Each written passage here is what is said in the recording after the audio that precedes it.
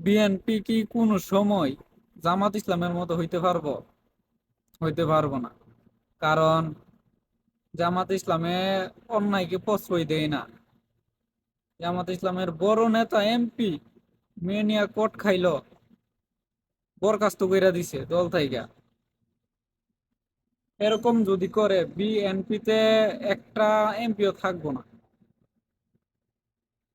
তাদের লোকের আর কত ভিডিও ভাইরাল হইলো, কোর্ট খাইলো। তারা কি জামাত ইসলামের মতো বরখাস্ত করছে? কোনো কিছুই করে নাই।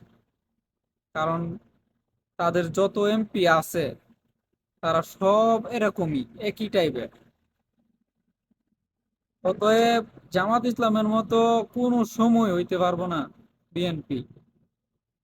জামাত ইসলামে অন্যায়কে প্রশ্রয় দেয় না। যারা অন্যায় করে তাদের শাস্তি দেয়, তাদের বরখাস্ত কইরা দেয় দল থাইকা। একটা এমপি রে, রানিং এমপি রে বরখাস্ত কইরা দেওয়া এটা সাধারণ কিছু না। একটা সিটের জন্য কত কত লড়াই করা লাগে, আর সেই সিট বাতিল করে দিছে অটোমেটিক। কারণ তাদের ভালো লুক দরকার, সিট দরকার না। সিট তো ওই বিএনপির মতো অনেকই আছে, কাজ হইব কি?